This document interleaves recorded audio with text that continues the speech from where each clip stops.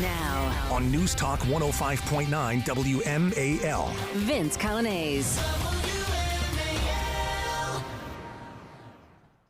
Good afternoon to you. 3:06 now. News Talk 105.9 WMAL, where we're making sense of the news. Coming up, Scott Walker, the former governor of Wisconsin, is with us at 3:30. We'll talk about that Republican debate yesterday and what is going on.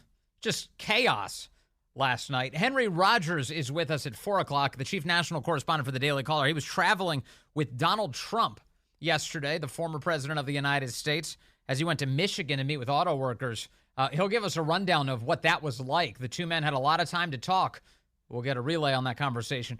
And Chris Bedford joins me today, executive editor of the Common Sense Society.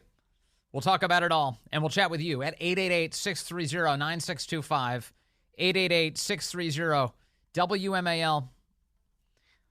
It is, it's already been a wild day for me. I spoke to some of the interns over at the Heritage Foundation earlier this morning, kind of about media and culture, and just told them, as I say so often here, you just have to be honest and you have to speak with volume and do it a lot. That's the mandate, because the left loves to put us through moral panics, and they constantly are trying to use every crisis to convince us to surrender power.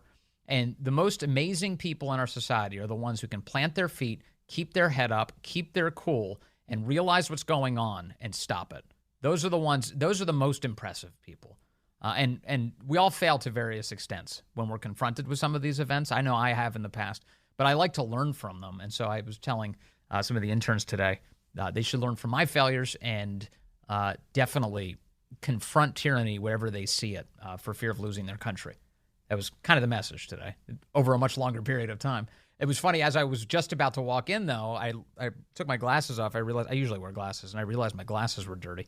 And I'm not sophisticated, so I took my tie and I tried to wipe the glasses clean, and I made the mistake of snapping my glasses in half as I was doing it. I was like, oh, what a day. What a day. It's such a crazy day already. So I'm glasses free. I've pulled my computer screens as close as I can to me today to see if we can't do a show. Now, that said, I had a chance to listen to a lot of stuff today. Not necessarily have to stare at it. And boy, a lot has transpired. Of course, I did watch the debate last night in its entirety. And that was a mess. That was a huge mess. If somebody was looking for a breakout performance, it didn't happen. I don't care what anybody else is telling you today. There were no breakout performances last night. The only thing that was broken was my soul. By the end of the debate last night, I was like, what is going on here? It was just a mess. The moderators had no control. The candidates were attacking each other for some of the most ridiculous reasons. Tim Scott and Nikki Haley at one point were fighting over the cost of curtains from some old scandal. It is so not in touch with what the average American cares about in any capacity. These guys, listen to Nikki Haley and Tim Scott last night. Talk about literally nothing. You literally Bring it, put Tim. $50,000 on curtains in a $15 million subsidized location.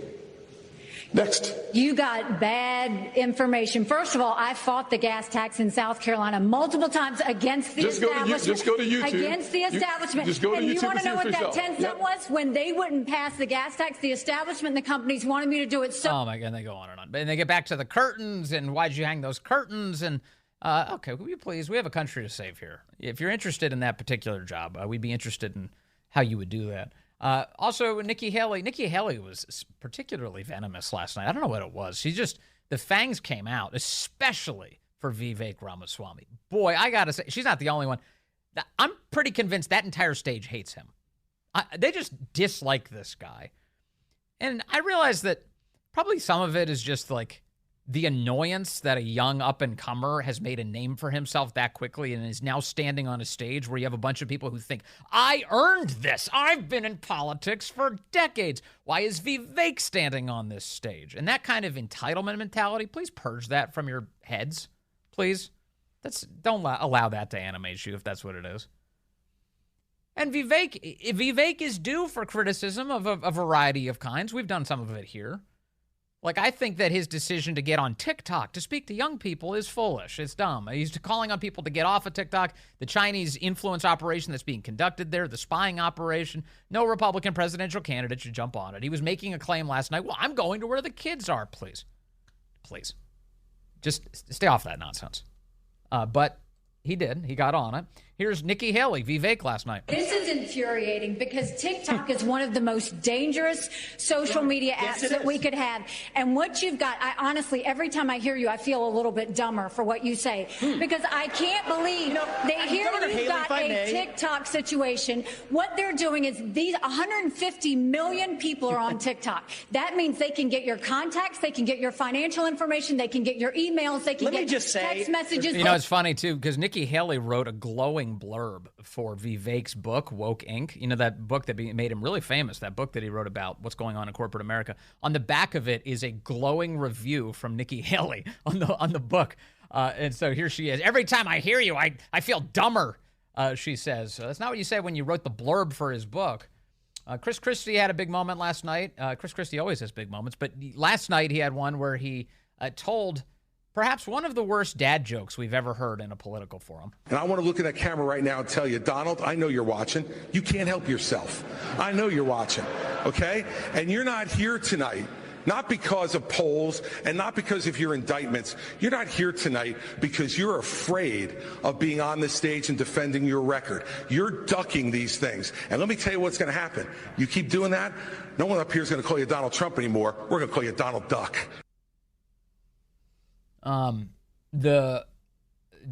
Just awful. I think the auto didn't go on longer. Jeff, do you remember? Was there booze after that? I think there was some booze in the room for that joke. But at any rate, it was it was awful. And these people rehearse this stuff. Just imagine, Chris Christie staring into a mirror before the date. We're not going to call you Donald Trump anymore. We're going to call you Donald Duck. Yeah, that'll get him going. It's going to be a big moment. Ron DeSantis last night decided to attack Trump as well. This was one of the first questions. It was about the national debt, how both parties have run it up. DeSantis seized the moment and decided, you know what, I'm going to start opening fire on Trump now. You know who else is missing in action? Donald Trump is missing in action. He should be on this stage tonight. He owes it to you to defend his record where they added $7.8 trillion to the debt. That set the stage for the inflation that we have. Yeah, so he's talking about the debt. And the debt, of course, is the reason why everything is so much more expensive. The out-of-control government spending.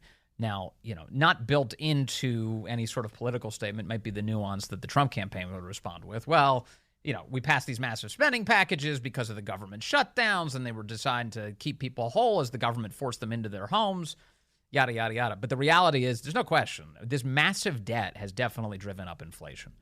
And so you have Ron DeSantis. He did it last night there. He also did it later with Sean Hannity demanding a debate. He wants a one-on-one debate with Trump. I'm pretty sure that's in violation of the RNC's rules because the RNC, as a condition of doing the debates, I'm almost positive one of their stipulations is you can't have an unsanctioned debate with the other candidates in a different forum. So I presume that's what's that would preclude DeSantis from actually doing this. But certainly not Donald Trump, I guess, because Trump's not doing any of it. I mean, we'll see. Trump, as I mentioned, was in Michigan yesterday talking to auto workers, and our guest Henry Rogers, coming up at the top of the hour, flew with him on Trump Force One to and fro from Palm Beach to Michigan, and had a lot of time to talk with him on the plane. So the conversation, very interesting, including what Trump thinks about the idea of the RNC continuing with these debates. The RNC set to have a third debate with NBC for God knows what reason. Why NBC? I keep asking everybody this. Why is this happening? Why are you even doing it with NBC? When did NBC demonstrate to you that it has any questions in mind that might be of interest to a Republican primary audience? Was there something I missed? In fact, speaking of terrible questions, last night there was a hostess from Univision who was included in this. I don't know whose idea this was, if it was Fox's or the RNC's, but somehow a Univision host by the name of Ilya Calderon ends up sitting there on stage. And the questions she asked were full of lies and misinformation. She was awful. She was an abomination on that stage last night. Take a listen to her questioning. This is one period where she accuses Ron DeSantis of saying that slavery had its benefits. This is a left-wing lie, provably false. And yet here she is using this disinformation as the basis for a question last night. Florida's new Black History curriculum says, quote, slaves develop skills which in some instances could be applied for their personal benefit. You have said slaves develop skills in spite of slavery, not because of it. But many are still hurt for the sentence of slaves. Because they're being fed a bill of goods. People are offended by this thing that you didn't say. Well, then why am I here to defend it? Why would I have to defend a position that I don't actually have? Come on. And she even read his clarification out, which is that whatever skills people who were enslaved achieved, they did it of their own volition. It wasn't like they weren't taught skills. They did it of their own volition. This is not a statement that slavery was good for anybody. That is not the claim that's being made. It never was. It's a dishonest lie. This is personal. What is your message to them? So first of all, that's a hoax that was perpetrated by Kamala Harris. We are not going to be doing that. Second of all, that was written by descendants. I think that's Chris Christie saying just take the line out. I'm not sure who's saying that there. I know Tim Scott, moments from now, will jump in and he will join in on the lie in a moment that is totally beneath him. Of slaves. These are great Black history scholars, so we need to stop playing these games. Here's the deal. Our country's education system is in decline because it's focused on indoctrination, denying parents' rights. You know, the Associated Press course that they were trying to replace also included the same claim. Did you know that? The Associated Press course, the one that Florida was replacing, not the Advanced Placement, AP. Advanced Placement course that they were replacing in Florida had the same exact claim in it. and they attack DeSantis. Florida represents the revival of American education. We're ranked #1 in the nation in education by U.S. News and World Report. My wife and I, we have a 6, 5, and 3-year-old. This is personal to us. Yeah, so he doesn't deserve any of that crap. So why is she up there asking questions? Who even let her up there? Get her the hell out of there. These people are literally trying to sabotage our political conversation and certainly the Republican primary. Ilya Calderon. Here she is. Well, here's Tim Scott now. Tim Scott jumps in, and he leaps all over this and says, yeah, you were saying that slaves had it good. What? What are you talking about? You oppose to these new standards. What is your message for Governor DeSantis?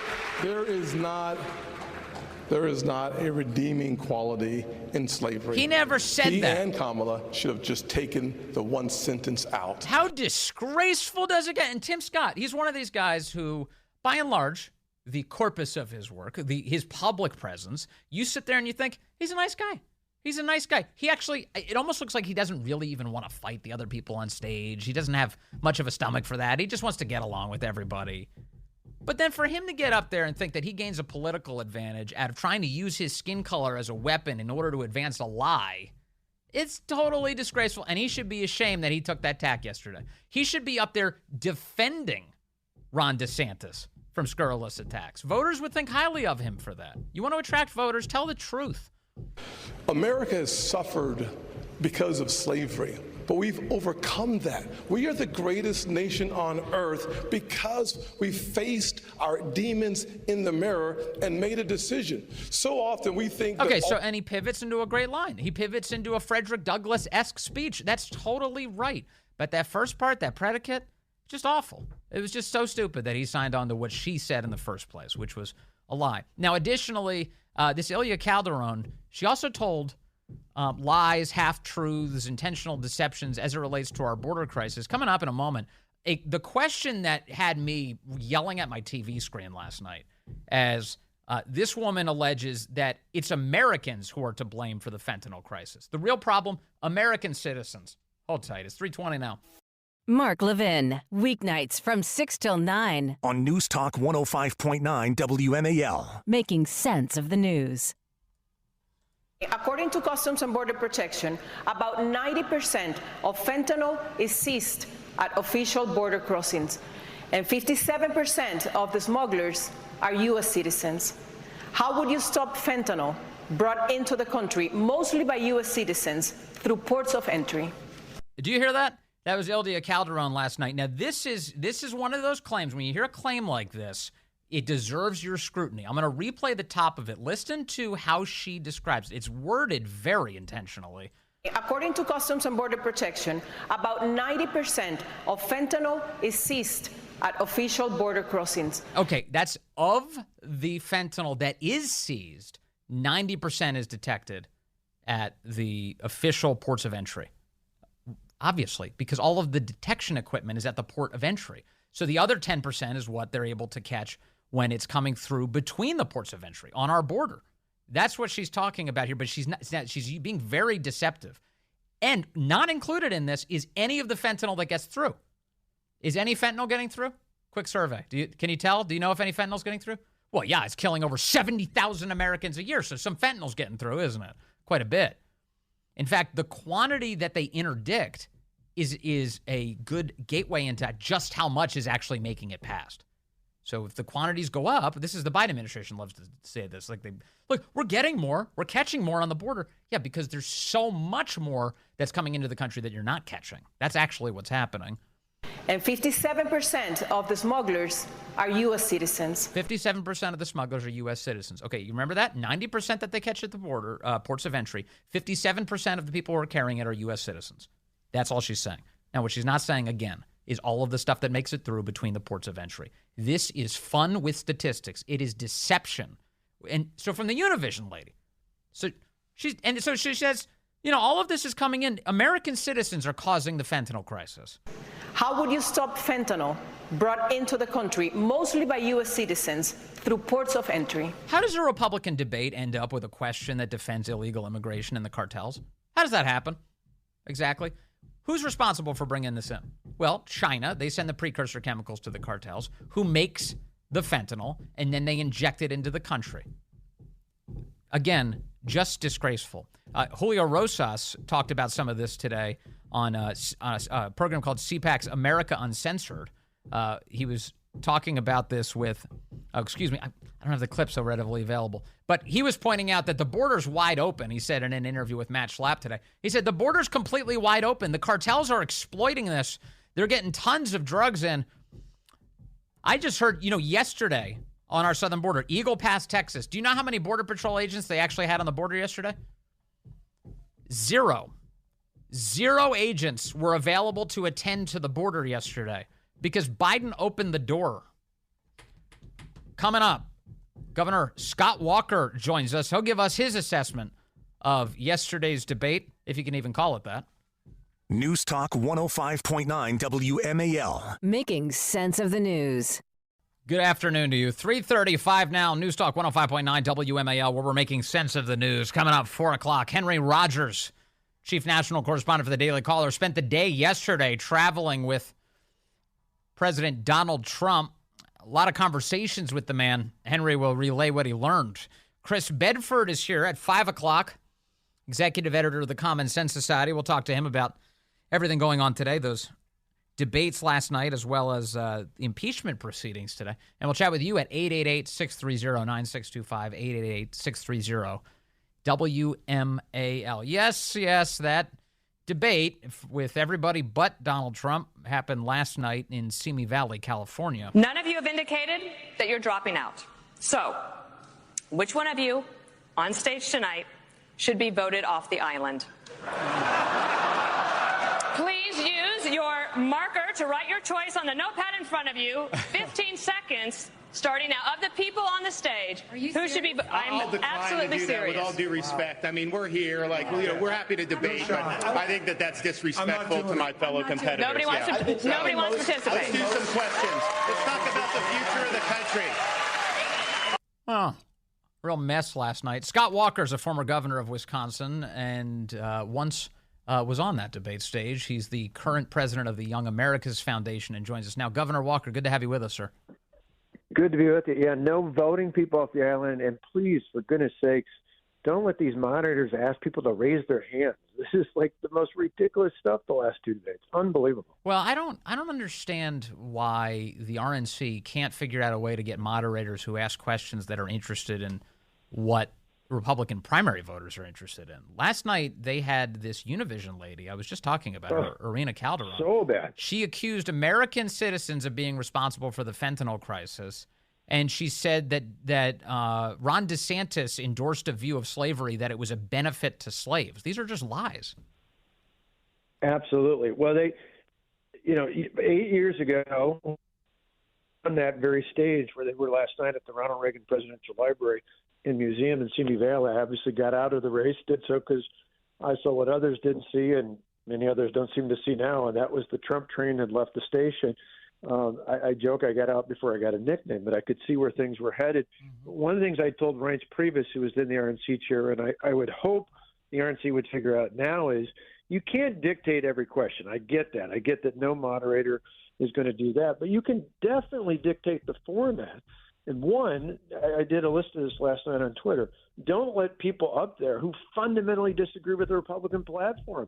That was certainly Univision, and there might be some others that come close to that. Yeah. How does John Harwood? Process. Sorry, 5 minutes to speak. Rotate questions. Yeah. None of this silliness, and make it a real discussion instead of a yelling match. Yeah, I mean, I think back to 2016. I don't know, perhaps you were in this debate, but the CNBC debate with John Harwood, whose idea was that, to have that guy moderate a debate? It's so stupid. Yeah, I mean, just do not put – I mean, they think it's all about ratings. The ridiculousness of this is if it is a good discussion, people will watch it. It's precisely why, for example, at Young America's Foundation, where I'm at now, we just put content up from lectures, and we have the biggest thing that drives our audiences at the Q&A that people have on the campuses. We just surpassed 1 billion views on YAF TV, almost 1.5 million subscribers, and it's all because people want content. They actually want to see authentic exchanges instead of all this pre-rehearsed crap that ends up being yelling matches. Yeah, although I do have to ask, just because you mentioned YAF in the debates, I want to ask you about the last debate, and this is not meant to be a gotcha, I just really want to know. Last debate, there was a YAF questioner, a young man who Fox put up on screen. They attributed it to YAF. And he asked a question about climate change. He said, what are the Republican candidates doing to alleviate young voters' concerns about climate change? He made it. And I was like, what is this question? Why is this question being asked in a Republican primary? Do you have any sense of how that even happened? This is a good example, exactly what I was talking about last night as well. So we asked Fox, who's broadcasting, so we were a partner in the first debate. They come to one of our conferences. They videotape all these kids. They do all these background checks they found out with us. You got this great young woman at New Mexico State who apparently was going to ask or had asked a question about the border because of a personal issue she had with it. You had another young man who happened to be black, doesn't matter that he's black, but asked a great question about the economy. This kid they picked out of all the questions, and we find out later he said they asked him to ask that question because even Fox buys into this myth that somehow it's the number one issue, even though before that actual debate, we showed them a poll of college and high school voters that shows the number one issue is not climate change, it's actually the economy. So even Fox doesn't get it. Wait, okay. If I may, I have the audio because I do want to ask you to clarify what you just said. I think I understand it, but here's what it sounded like when it was happening. Polls consistently show that young people's number one issue is climate change. How will you, as both President of the United States and leader of the Republican Party, calm their fears that the Republican Party doesn't care about climate change? Okay, so that's a conservative young man, apparently. But you said, did Fox wrote that question for him? No, they didn't write it. They asked him to ask a question about climate change. So they didn't give him the question, just to be clear. Okay. But they said, we want a question about climate change. We think young people care about it. So he asked that. The point I point out is with Fox, and if I was in the room with that young man, I'd tell him as well, our poll of young people, not everyday Americans, of college and high school students actually showed the number one issue is not climate change. Having said that, I will say that we as conservatives have to address climate change, not by adopting these crazy ideas, but acknowledging that there are a substantial number of young voters, including some that aren't just crazy liberals, who buy into that. We need to push back on that. But the narrative is wrong. It's not the number one issue. The economy is.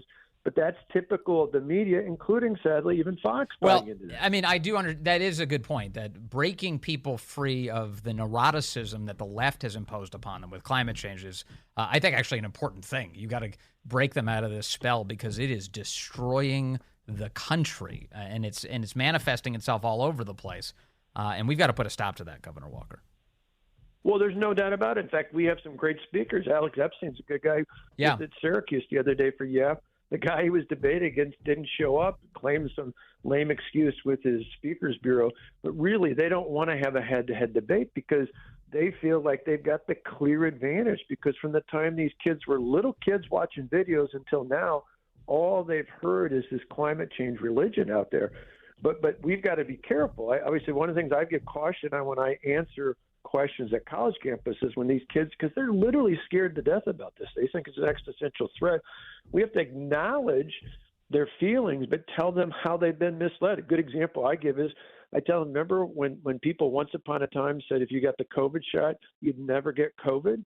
Well, that was a lie. That didn't happen. No matter what you think about vaccines, it just didn't happen. Yeah, that happened over a much shorter time frame. That happened over a much shorter time frame than the claims about the environment exploding. Even that's like, well, 12 years from now, the Earth is going to collapse. Well, let's look at 6 months. Did you catch COVID after the jab?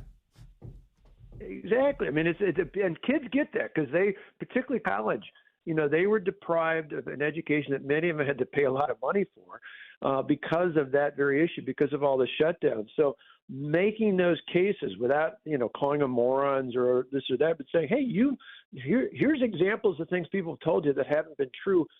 Just take a moment to look at the facts here. Yeah, for sure. All right. So you mentioned a moment ago that at some point you have to see the writing on the wall that your candidacy is not working. Is it your view that this is just Donald Trump's nomination now, or is anybody still in the fight here? It is 99.99999% done. I before yesterday thought maybe, just maybe, one or more of the candidates would step up and just stand out. I think, as we just talked about, the format itself really didn't lead to that. People like DeSantis gave a solid performance, but it would only be solid if Donald Trump wasn't running and he actually was the front runner. But right now, it's like they're all competing, beating each other up, talking over each other to see who can be the second place finisher. Second place doesn't matter. It doesn't make you the vice president. It doesn't get you anywhere. And unless they can step up, the voters, and more importantly right now, at least in the short term, the donors, the money will dry up, not just the big dollar donors, but for any of these candidates to survive, they've got to have the $5, $15, $25 donors in mass around here. And I don't think any of them realize they're not on fire. They realize Donald Trump is running away with this. Right. I'm seeing, I want to ask you about a governor. Governor Glenn Youngkin's name is up in the news today because the Washington Post has a piece by Robert Costa, who he did report for the Post for some time before that national review. He's now at CBS News, but he wrote a piece today for them. Alarmed Republicans are preparing to draft Glenn Youngkin. Some of the biggest Republican donors in the country will converge next month at the historic Cavalier Hotel in Virginia Beach for a 2-day meeting to rally behind Governor Glenn Youngkin, suggesting that they're trying to push him into the Republican presidential race here. Youngkin hasn't endorsed anybody. He's kept his powder dry on that particular question. How is it even possible for him to mount an actual candidacy at this point? No, it's close to impossible in the sense that you get, in the same way it's close to impossible for Gavin Newsom to somehow replace Al Gore, as interesting that sounds. Sooner or later, you're going to start hitting these deadlines by which people actually have to get their names up on the ballots in individual states to make the caucuses and primaries across the country. So it's not quite to that point yet, but it's not far off. I think Glenn Youngkin is incredibly bright. I think he's done a phenomenal job as governor. I think right now he's focused on getting the state Senate so that he can match the House of Delegates and actually prove he can get things done. Yeah. I think he'd be an exceptional candidate in 2028, but he'd be foolish to jump in it right now just because a few people are saying, wonderful things about him. Flattery's not enough to win the nomination. Remember, the big thing, Vince, is right now the reason why Trump is so far ahead, even if you don't agree, with his Twitter and his tone, which is a lot of conservatives out there, the bottom line is he's got the highest polling by far because he's a proven commodity in an era when so many voters, particularly Republican voters, have been let down by politicians who make bold promises and then fail to deliver on them. Right. Donald Trump, no matter what you think about tone, did the things he said he would do, and why would people back away from that? That's what most voters think. He went to Michigan last night, and I was listening to his speech, and during it, he said some version of this. It was very plain spoken. He looked at these auto workers, and he said, "They hate you. referring to Washington and the establishment. He said, they hate you. I'm going to defend you. And that was it. I mean, that's really the sum total of the speech. It was over the course of an hour or so. But boy, I heard that and I go, no wonder this guy has been a total success as long as he's been doing this, because he just says it plainly. And look, we can have disagreements about his Twitter account or the some of the policy ideas he floats out there, but just the ability to connect with voters, he's got something that these other candidates don't. And it almost sounds like they're annoyed at that fact. I think he can win. Now, certainly, I think he's on track to win the primary. I think he'll win the general election, and I say that standing in the state of Wisconsin right now, which may very well be the state that decides that. Yeah, I think he can win again because of moments like last night. And remember earlier this year when he was in Ohio, when the train derailment happened, and he said, "You're not forgotten." Well, Joe Biden was over in Poland and Ukraine, and Pete Buttigieg couldn't even find his way to West Palestine. Right. That was the guy who won, the guy who said, "You're not forgotten. Washington hates you. I'm for you." As long as he doesn't become the guy that we sometimes otherwise see, which is the guy caught up in the 2020 election, caught up in, taking out other candidates, people need to see the guy that's fighting for them. If he's fighting for them, they win. If he's fighting for the sake of just fighting, he doesn't. Yeah, totally. That's exactly right.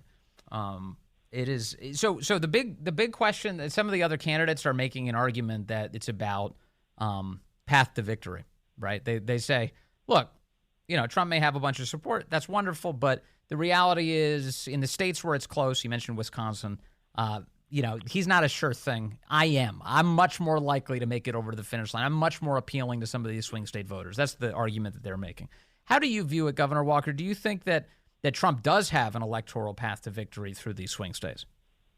Yeah, the polls don't make the case to these other candidates. I always thought early on that would be the most compelling issue out there if they could make it. Most of them haven't really made that. But, if you look at the latest polls, maybe someone after that August poll in Milwaukee, Nikki Haley bumped up a little bit. Yeah, maybe she's a little bit more likely to beat Joe Biden than Donald Trump or some of the others. But they're all kind of in the same sphere. And in the end, we know, like what happened to, John McCain and Mitt Romney, who said, they were going to appeal to moderates. No, they all get attacked as being crazy, racist, radicals, nutcases by the media and the left. So no matter who you are, instead, it's got to be about authenticity. And, yeah, are there times when I wish Donald Trump would say something a little bit different, a little bit better? Sure.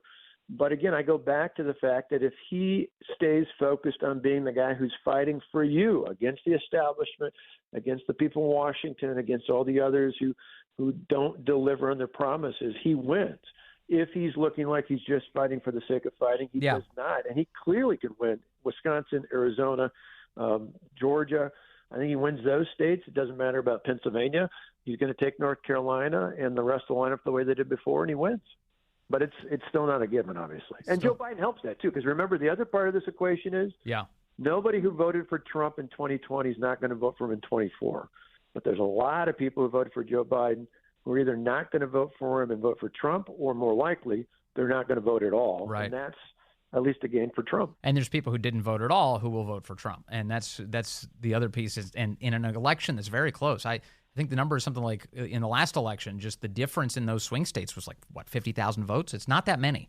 And if you can push them over the edge. It was 23,000. Yeah. It's unbelievable how close it is. 23,000. Yeah, this is very doable. Lastly, do you think they keep Biden as the nominee? I think Joe Biden would gnaw his arm off before he gave up the presidency. I mean, I just think he and Joe Biden have been dreaming of this for the last half century. And I think short of force, they're not leaving as much as they'd be better off with Newsom, who, by the way, Newsom should scare everybody listening out there, not just because he's a crazy liberal, because he's sly as a fox. The guy sounds great. I think he actually he surprised Sean Hannity and really took over command of that interview. And I think it's good that DeSantis says he's going to debate him, but I wouldn't assume that's going to be a slam dunk. I think he is a really scary guy for the future, because he could do well in the elections and he'd do awful for the country. Yeah. And the hair industry would really benefit. Okay. Thank you very much. Scott Walker, good to talk to you today, sir. You too. I know. It's 3:51. Sure. How much product does that guy need? live and local. News Talk 105.9 WMAL. Making sense of the news. The phone's always busy here at WMAL. Let's check in with our buddy Donna in Frederick, line 1. Donna, hello. Hello there. How you doing today, Vince? I'm doing well. I wanted to say to you, I enjoyed that interview so much that you had with Scott Walker, and it was because he was so based. He was so honest about everything. It wasn't like when you get an interview and people are just trying to fire off talking points. He answered every question with such integrity, and I just found it impressive because you don't hear it so often with other people. Well, I was grateful. Thank you for that. I was grateful to talk to him today, too. And I'm glad he was able to bring some resolution to how that YAF question ended up being about climate change at that first Fox debate. I thought that was bizarre, and I'd been wondering about it ever since. And I thought he explained it well, how that all went down. I thought kind of interesting. It's just amazing what's happening. Look, if you're going to have a Republican primary, ask questions that are interesting to a Republican audience. We're trying to save our country here. Maybe focus on that. Coming up, we're going to be joined by Henry Rogers. He was just on a plane with Donald Trump, traveling across the country. They had a lot to talk about. He'll tell us about it. News Talk 105.9 WMAL. Making sense of the news.